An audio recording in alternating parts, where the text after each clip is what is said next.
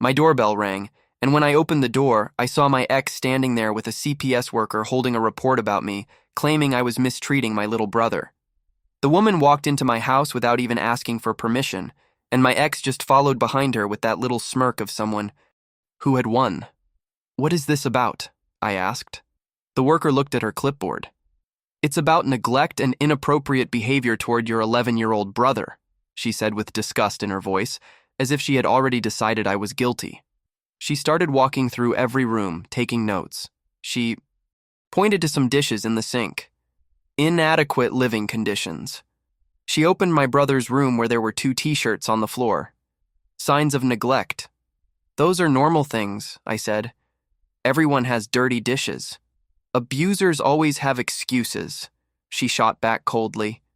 When my brother came downstairs and told her I was the best big brother in the world, she looked directly at me and replied, "You're coaching him, aren't you?"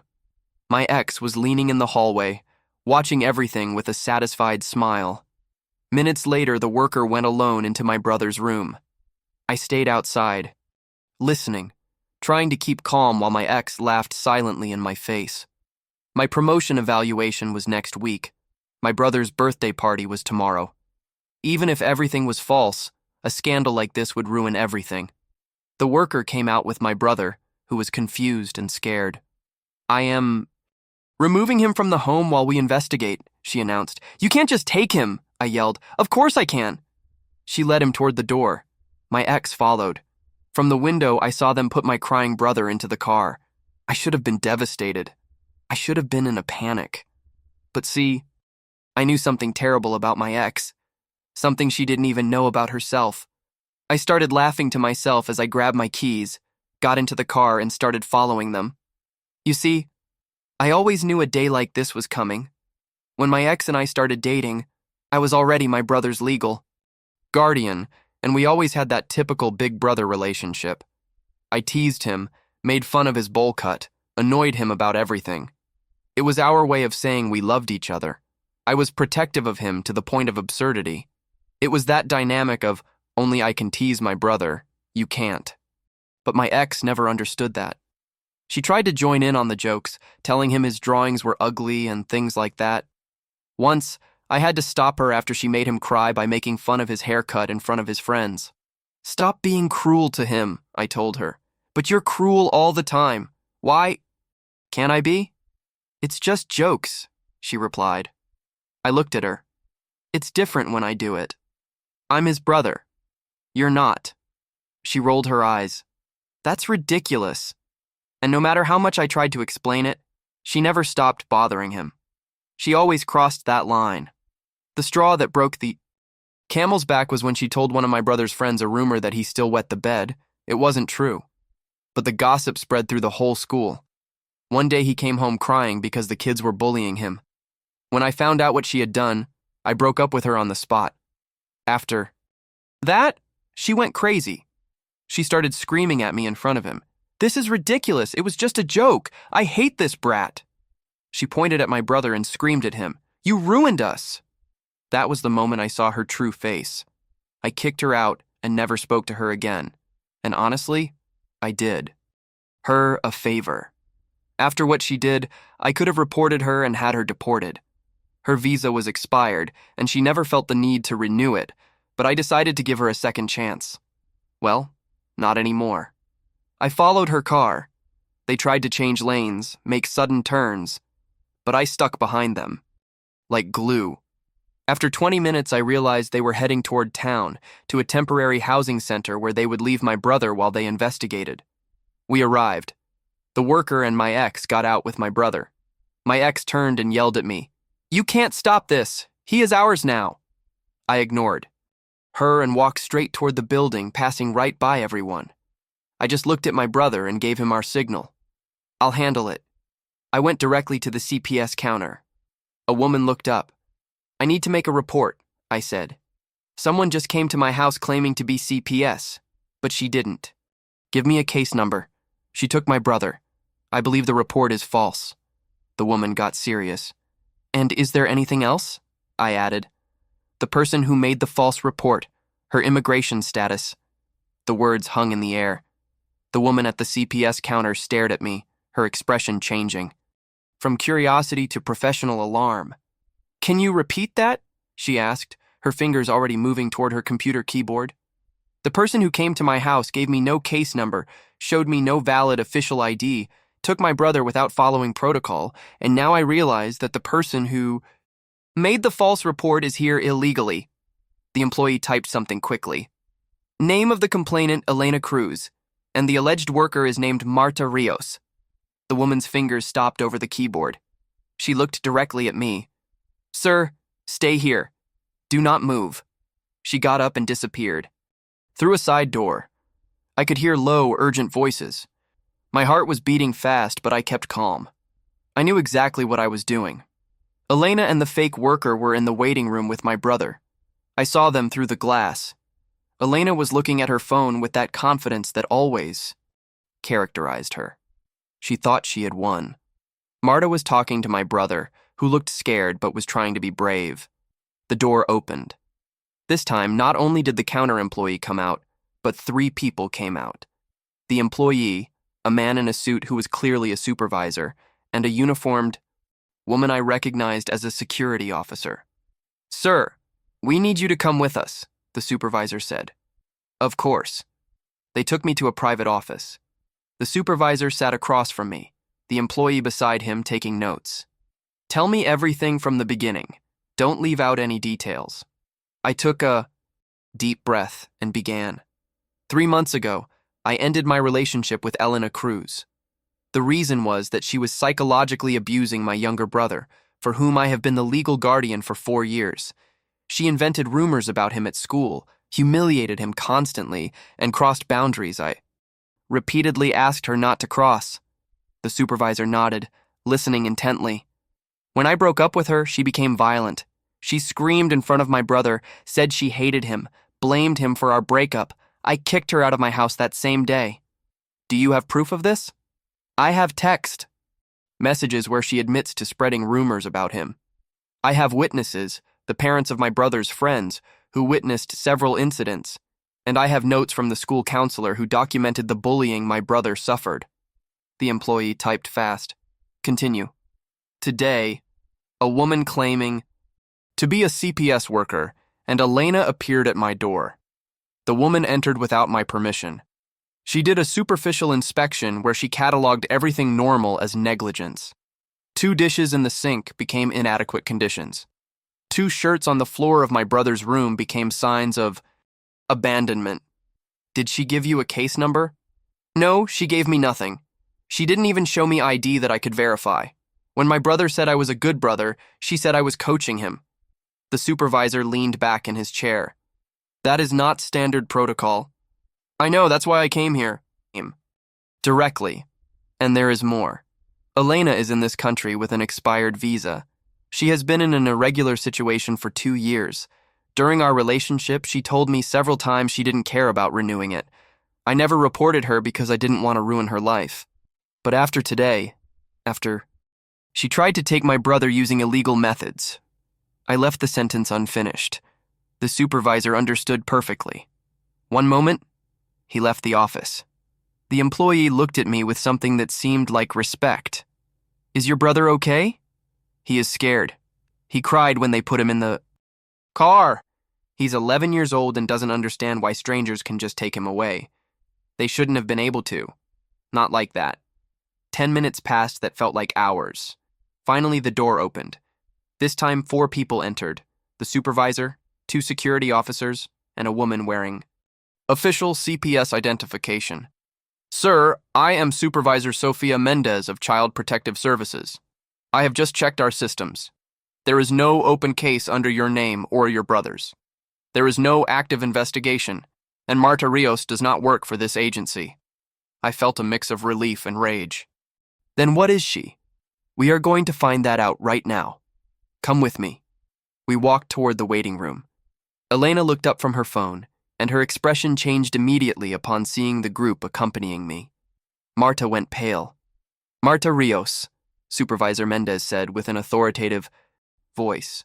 Show me your official CPS identification. Marta stuttered. I left it in my car. You don't work for us, do you? Silence was her answer. Miss, you have just committed a federal offense by impersonating a government official. The security officers are going to detain you while we contact the appropriate authorities. Everything happened fast. The officers approached Marta. Elena jumped up. Wait, this is a misunderstanding. Ms. Cruz, Supervisor Mendez turned to her. You filed a false report and conspired to kidnap a minor using fraudulent documentation. Stay where you are. My brother ran to me. I hugged him tight. It's over. It's over. Elena looked at me with pure hate. You did this. You ruined everything. No, Elena, you ruined it when you decided to hurt a child. Supervisor Mendez touched my shoulder. We are going to need your full statement. Your brother can wait in the children's room with one of our counselors in the meantime. Then you can both go home. Can I go home today? Yes.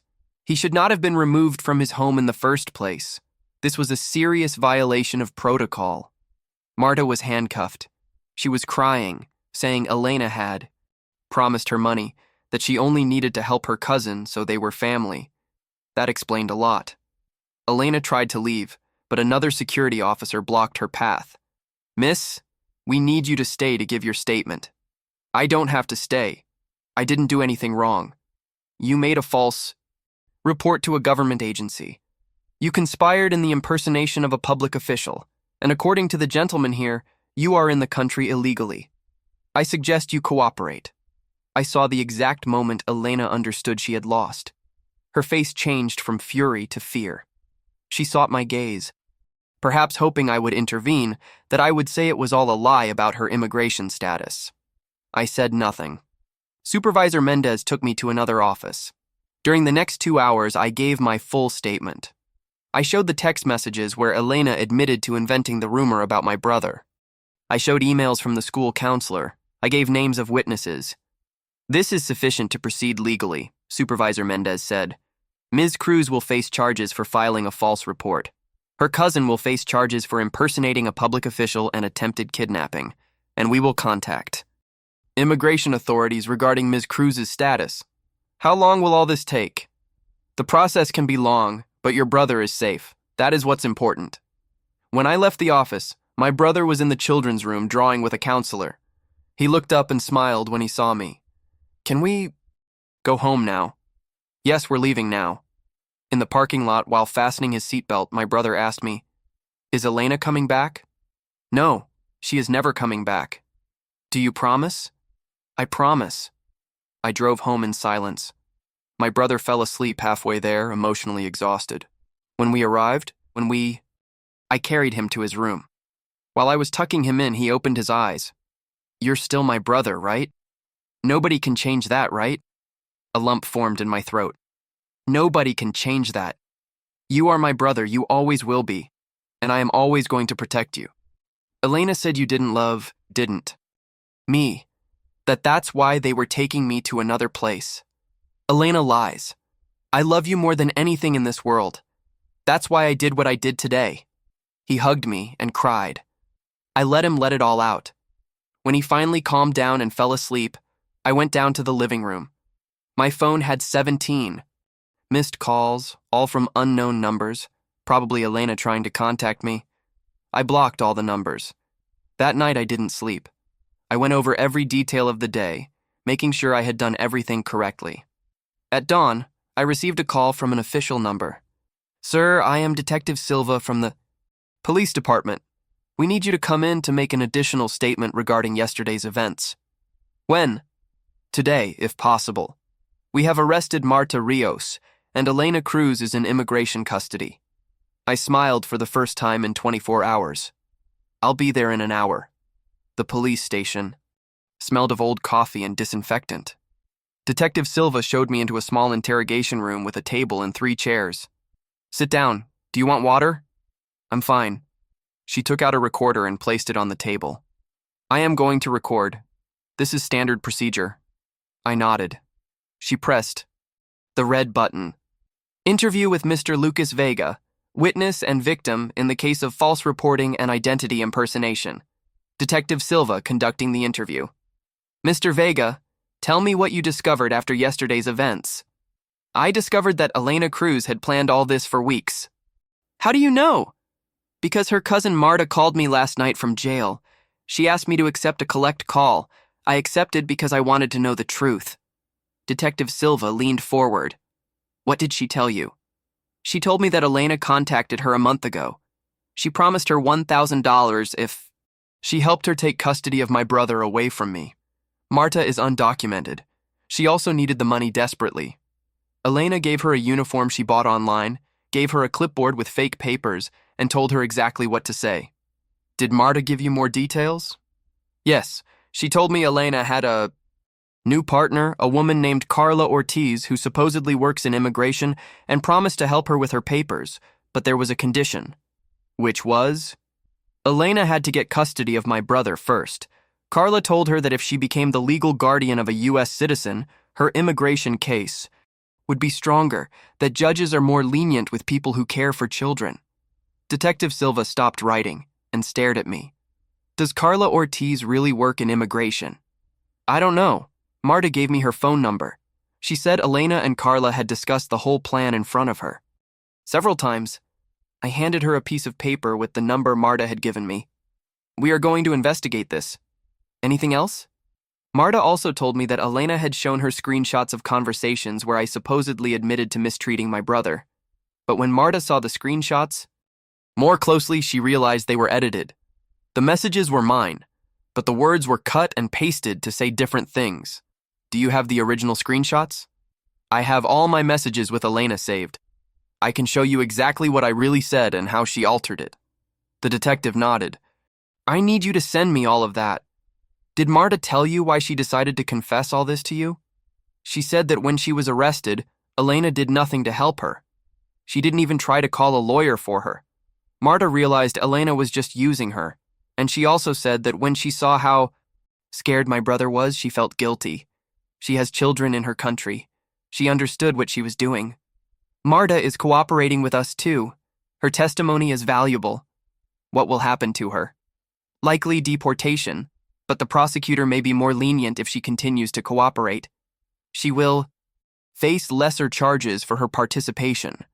I leaned back in the chair. And Elena? Elena Cruz is in ICE custody. Her situation is more complicated. She has multiple charges: false reporting, conspiracy for kidnapping, forgery of documents, and violation of immigration laws. The prosecutor is building a solid case. How long will it take? Weeks, maybe months, but she isn't getting out soon. Something in her tone made me ask, Did you find something else? Detective Silva hesitated. I cannot give you all the details, but when we searched Ms. Cruz's apartment, we found evidence that this was not her first attempt. She had documents with information on other families, names, addresses, family situations. We believe she was planning to do this to more people. I felt nauseous. She was going to extort other families? That is what it looks like. We are contacting the people on her list to warn them. Can I ask something? Go ahead. How did no one notice before? How could she plan all this without anyone noticing? The detective sighed. Because people underestimate what others are capable of doing when they are desperate, and because the system isn't perfect, but this time we caught her thanks to you acting fast and knowing your rights. We finished the interview after another 20 questions. When I left the station, I called my brother's school to inform them he would miss one more day. I needed to be sure he was okay before sending him back. When I got home, I found my brother awake watching cartoons. He looked better than yesterday. How did you sleep? Good. I had a dream where you were a superhero. I smiled. What kind of superhero? The kind that saves his younger brother from villains. I sat beside him. I am always going to save you. That isn't ever going to change. We spent the day together, watched movies, ordered pizza, played video games. We didn't talk about Elena or what had happened. We just allowed ourselves to be brothers again. That night, as he was getting ready to sleep, my phone rang. It was a local number I didn't recognize. Hello, Mr. Vega. I am Carla Ortiz. My blood ran cold. How did you get my number? We need to talk about Elena. There are things you don't know, things that could help her, and if you help her, I can make this disappear. Excuse me, I work in immigration. I have contacts. I can have the charges. Against Elena dropped if you withdraw your report. Everything can go back to normal. I took a deep breath. I am not withdrawing anything. And if you really work in immigration, you should know that attempting to obstruct justice is a federal crime. There was silence. You are making a mistake. No, the mistake was yours and you are going to pay for it. I hung up. Immediately, I called Detective Silva and told her about the call. She told me they would trace the number and that I had done the right thing by not negotiating. I blocked Carla's number and put my phone on Do Not Disturb. Tomorrow would be another day, but for the first time in weeks, I felt I had control of the situation. Elena had tried to destroy my life. Now she would face the consequences. 3 days later, Detective Silva called me early in the morning. I need you to come to the station. We have news. Good or bad depends on how you look at it. I left my brother at school and drove straight to the station. This time they took me to a different office, larger. There was another person waiting, a man in a suit who introduced himself as Assistant District Attorney Daniel Ruiz.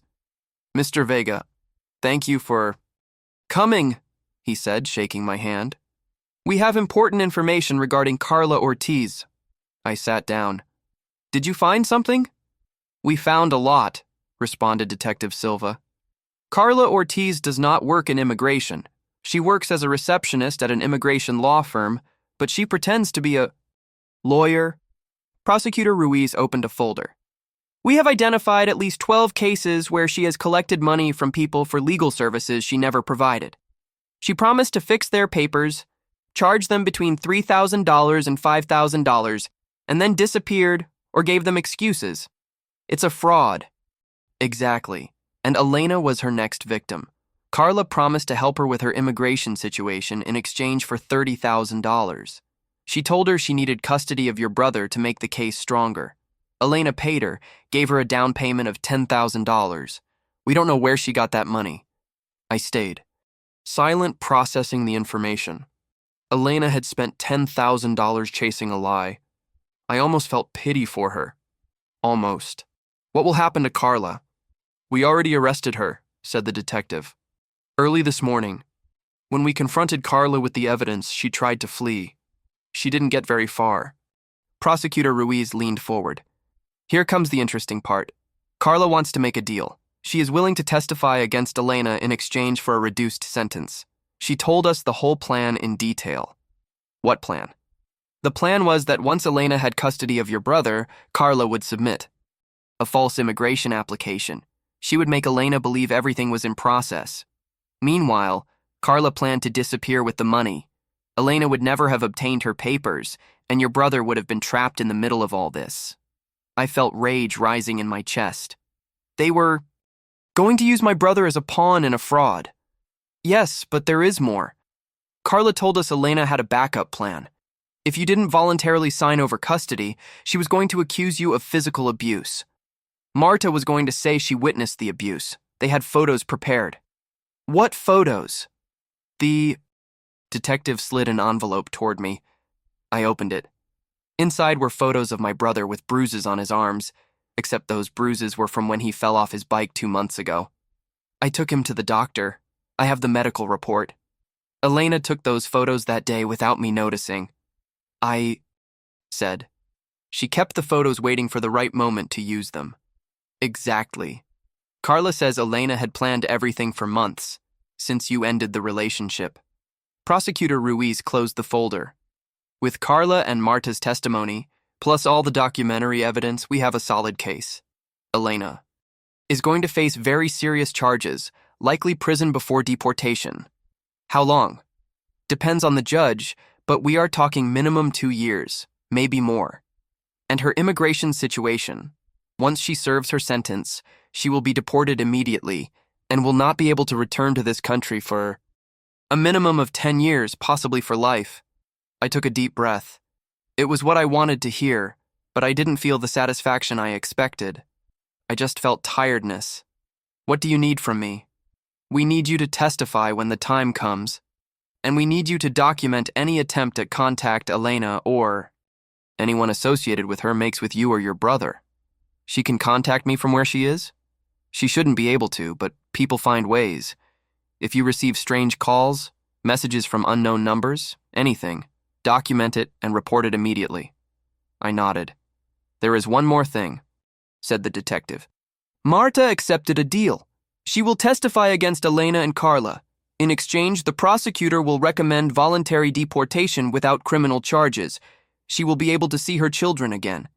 Seems fair to me, she cooperated. That's right, and thanks to her cooperation, we were able to act fast and find Carla's other victims before they lost more money. I got up to leave. Prosecutor Ruiz stopped me. Mr. Vega, I want you to know something. Many people in your situation wouldn't have acted so fast. They wouldn't have known their rights. Your brother is lucky to have you. I'm lucky to have him. I left the station and drove directly to school. It was almost lunchtime. I sent a message to the principal asking if I could pick up my brother early. She replied yes. When my brother came out of his classroom and saw me waiting, his face lit up. Why? Did you come? Did something bad happen? No, nothing bad. I just wanted to spend time with you. Really? Really? I took him to his favorite restaurant. While we ate hamburgers, he asked me, "Are we not going to have any more problems with Elena?" No, she is not going to bother us ever again. Do you promise? I promise. He smiled and kept eating. After lunch, I took him to the park. I watched him play with other kids. I heard his laugh and realized something important. Elena had tried to destroy us. She had planned to use my brother as an object. She had manipulated vulnerable people. She had lied, cheated, and conspired, but she had lost because in the end she underestimated something fundamental. I would do anything to protect my brother. Anything. And that had defeated her. That night, after putting my brother to bed, I sat in the living room with a beer. My phone vibrated. It was a message from a blocked number. This doesn't end here. I took a screenshot and sent it immediately to Detective Silva. Elena didn't understand she had already lost, but she would soon. 2 weeks later, I received a certified letter from the court. Elena's preliminary hearing was scheduled for Friday. I was the lead witness. My brother was at the breakfast table when I opened the letter. What is that? Work papers. Nothing important. I lied because I didn't want to scare him, but he knew me too well. It's about Elena, isn't it? It made no sense to hide it.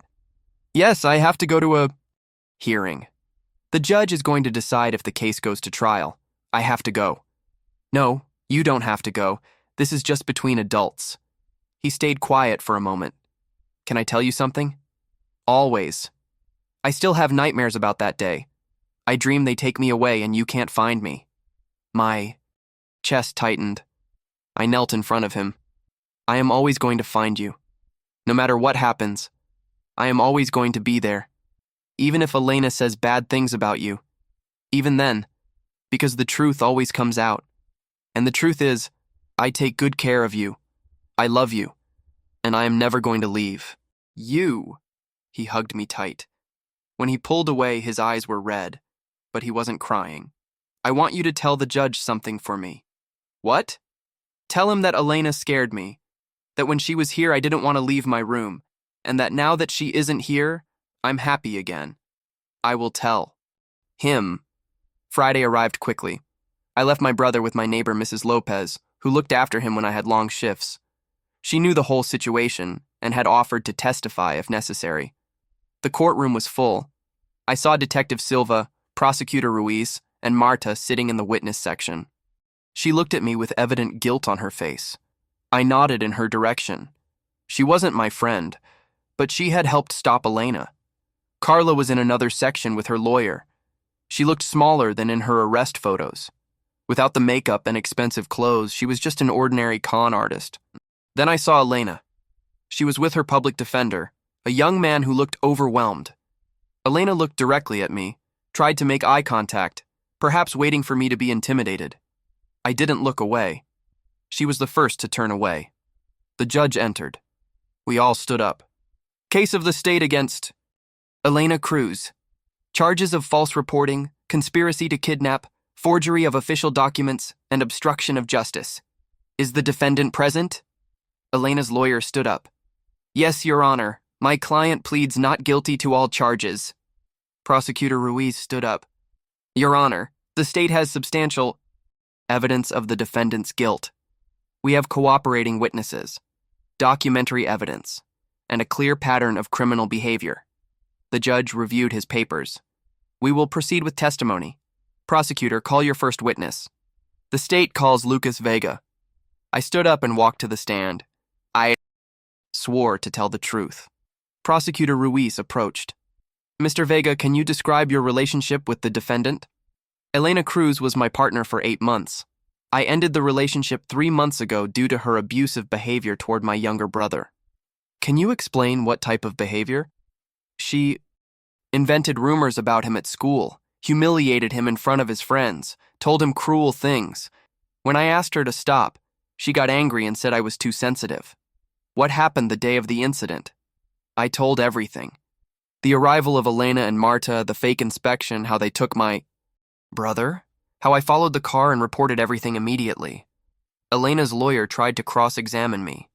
Isn't it true that you threatened my client with reporting her to immigration if she didn't do what you wanted? No, that is false. I ended the relationship because she mistreated my brother. I never used her immigration status as a threat until she tried to take my brother using illegal methods. But you knew about her immigration status. Yes. She told me voluntarily during our relationship. She said she didn't care about renewing her visa. I never threatened her with that. Until she crossed a line she shouldn't have crossed. Don't you think reporting her was revenge? Prosecutor Ruiz stood up. Objection, speculation. Sustained, said the judge.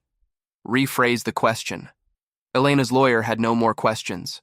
I stepped down from the stand. Then Marta testified. She told the whole plan in detail. How Elena had contacted her. The promises of money, the fake uniform, the fake papers, everything. When Elena's lawyer tried to discredit her testimony, Marta said something that changed the atmosphere of the room. I have children. They are in my country waiting for me. When I saw the fear in that boy's eyes that day, I thought of my own children.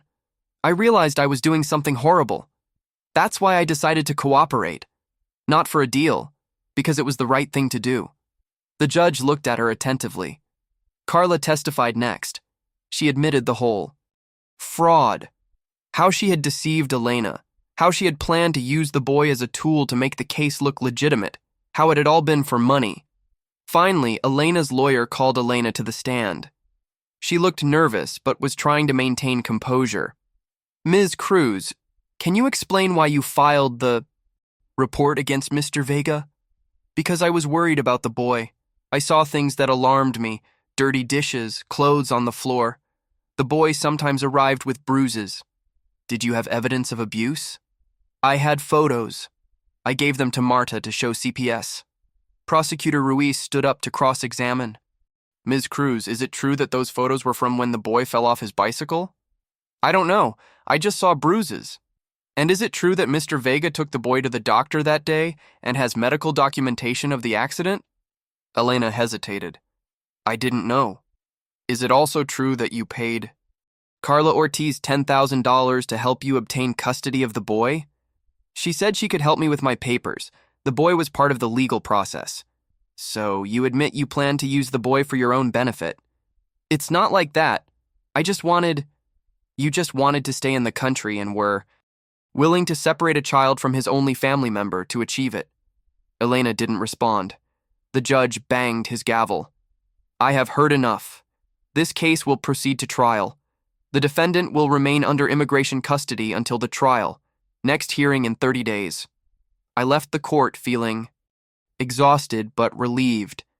Detective Silva caught up with me in the parking lot. You did well in there. Just told the truth. That's all we needed. The judge saw exactly who Elena is. The trial will be shorter than expected. I drove to Mrs. Lopez's house. My brother came running out when he saw me. How did it go? Good. Everything went well. That night, while we were eating dinner, my brother asked me, when is my birthday? Again. I had completely forgotten his birthday was in 2 weeks, the day Elena had ruined with her false report. In 2 weeks. Do you want to do something special? I want a party with all my friends, a big party. I smiled. Then you will have the best party you've ever seen. My brother's birthday party was a sunny Saturday. I rented a hall at the community park and invited all his classmates. There were balloons, a bouncy castle, and a table full of food. My brother wouldn't stop smiling. All this is for me? It's all your day. His friends arrived one by one. Mrs. Lopez came with her grandson. Some classmates' parents stayed and congratulated me for organizing something so nice. One of them, Thomas's father, took me aside. I heard what happened. With your ex. My wife works at the school, they told us. It was a difficult situation. What you did for your brother, defending your family like that requires courage. You have my respect. I only did what anyone would do. No, not anyone. Many would have given up. You fought. His words made me feel something I hadn't felt in weeks. Pride. Not the arrogant kind, but the quiet kind. The kind of knowing I had done the right thing. The party lasted 4 hours. When everyone left and we were cleaning up, my brother hugged me. Thanks. It was the best party of my life. You deserved it. You deserve good things. That night, while he slept exhausted but happy, my phone rang. It was Prosecutor Ruiz. Mr. Vega, I have news. Elena accepted a deal with the prosecutor. What kind of deal? She will plead guilty to all charges. In exchange, the prosecutor will recommend 2 years in prison instead of 5. Afterward, she will be deported immediately. Why did she accept? Because her lawyer explained that if we went to trial, she would probably receive the maximum sentence. We have too much evidence. Marta and Carla's testimonies are devastating. The edited screenshots, the documented plan. She had no defense. When is the sentencing? In a week. You can give a victim impact statement if you wish.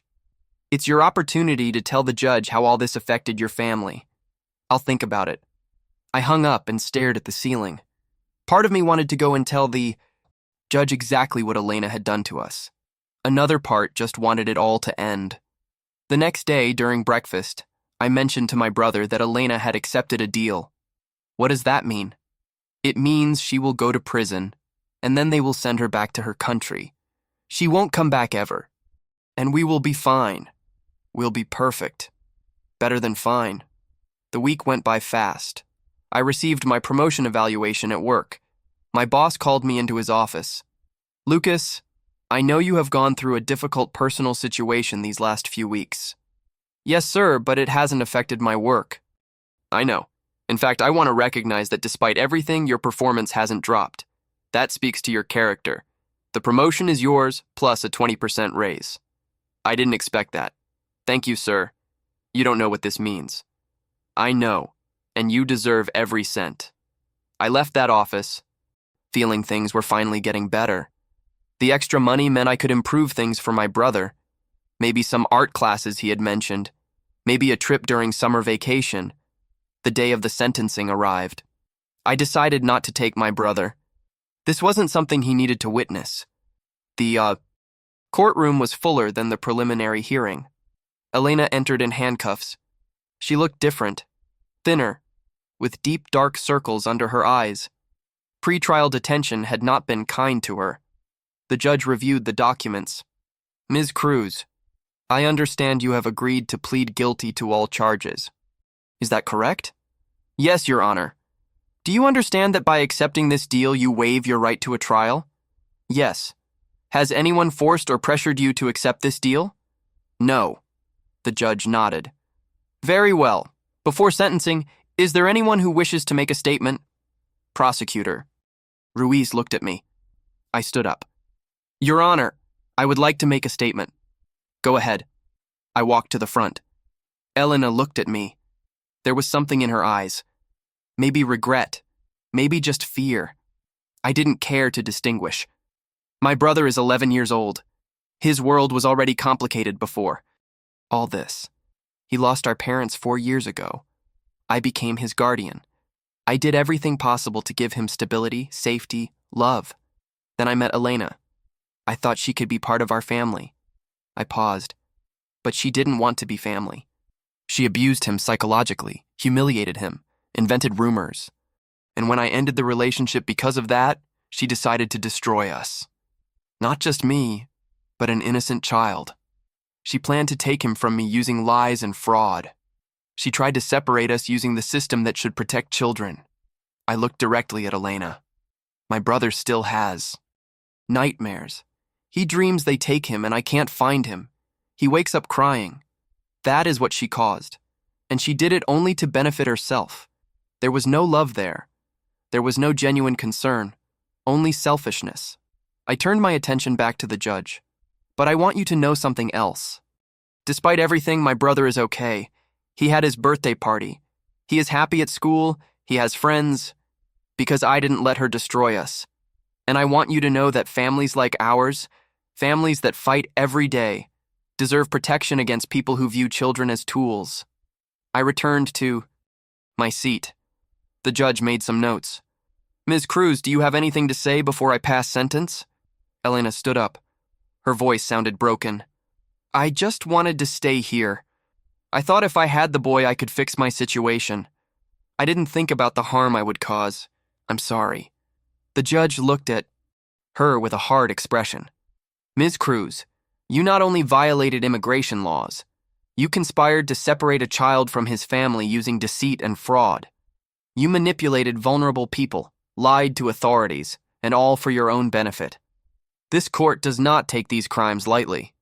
He banged his gavel. I hereby sentence you to 2 years in federal prison.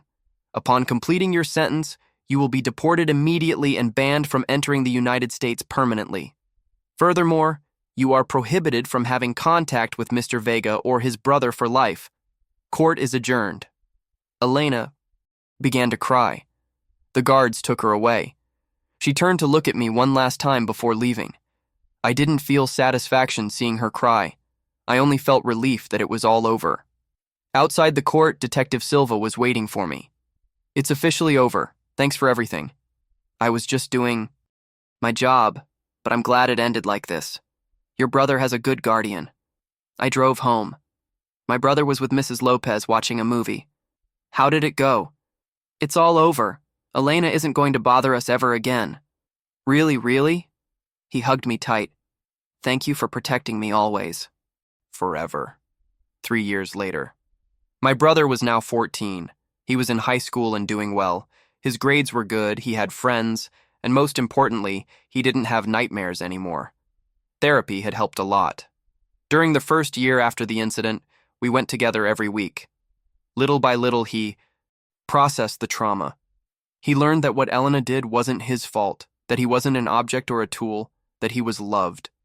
I went to therapy too. I needed to process my own rage and guilt. Guilt for having brought Elena into our lives, rage for what she tried to do to us. The therapist helped me understand I couldn't control the actions of others, only mine, and my actions had protected my brother. That was what mattered. My promotion at work brought more opportunities. Now I was manager of my department. The salary increase meant we could move to a bigger house.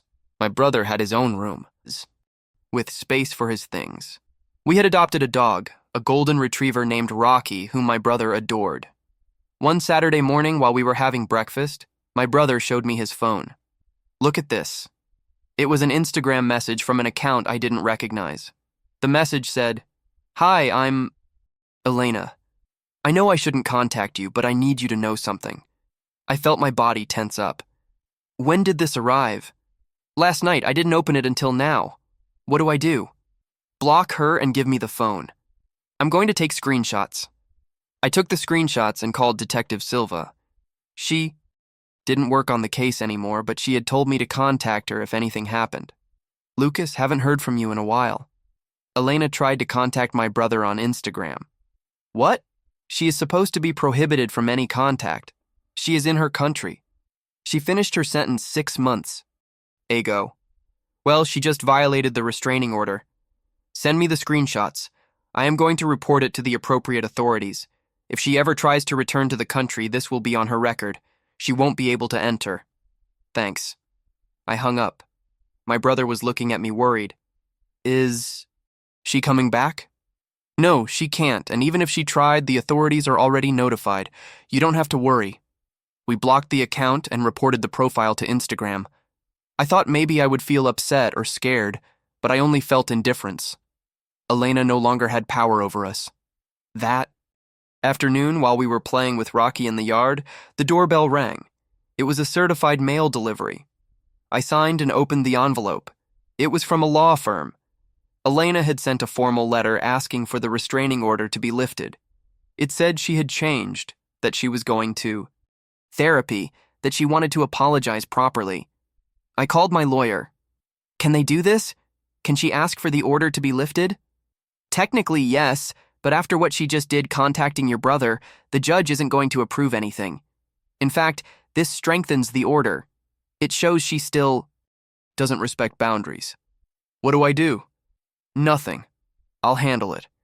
I'm going to respond formally rejecting any modification to the order, and I'm going to attach the screenshots of the unauthorized contact. I felt relieved. Elena could try whatever she wanted. It didn't affect us anymore. That night, after my brother went to sleep, I sat on the porch with a beer. Rocky was at my feet. I looked at the stars and thought about everything we had been through. 3 years ago, Elena almost destroyed us. Almost separated my brother from me. Almost ruined our lives, but she didn't succeed because I fought, because I knew my rights, because I didn't give up.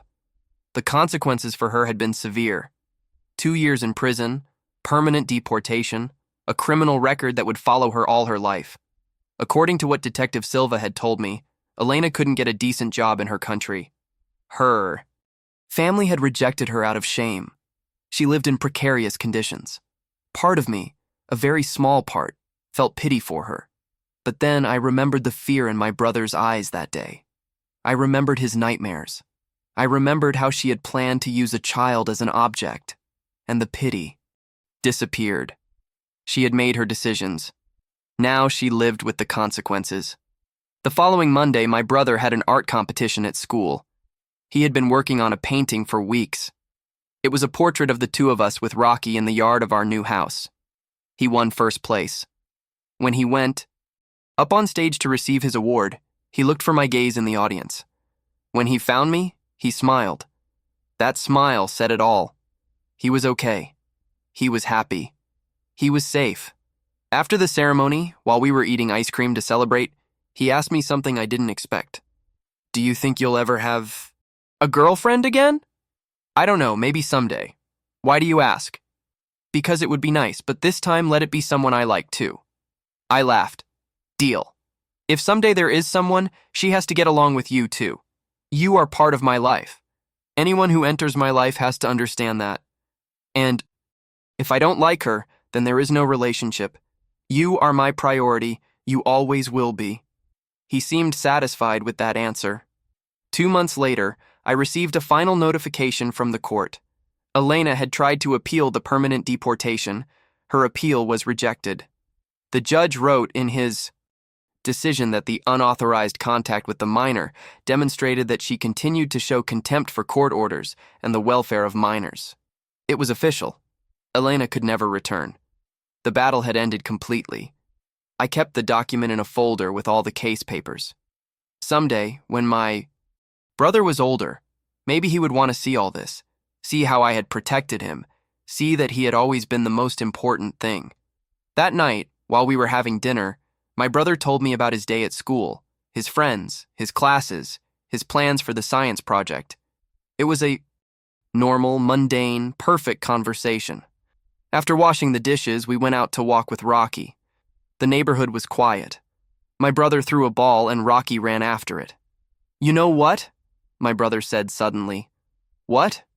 I almost don't think about that day anymore. Sometimes weeks go by without me remembering it. That's good. It means you're healing. But when I do remember it, it doesn't scare me anymore because I know you are always going to protect me. A lump formed in my throat. Always.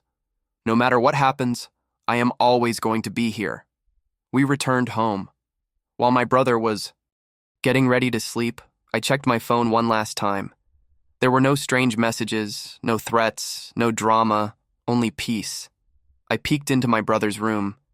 He was lying down with Rocky at the foot of his bed reading a book. Need anything before sleeping? No, I'm good. Good night. Good night, and, Thank you. Why? For being my brother, for never giving up. I smiled. You don't have to thank me. It's my job, and there is nothing I'd rather do more. I closed his door softly, went down to the living room, and sat on the sofa. The house was silent. It was the good kind of silence. The kind of knowing everyone is safe and at peace. Elena had tried to destroy us. She had used every weapon in her arsenal. Lies, manipulation, the legal system, vulnerable people. But she had lost, because in the end, true love always wins. Not the obsessive or selfish love that Elena claimed to feel, but the love that protects, that sacrifices, that fights, the love of family, and that love had saved us.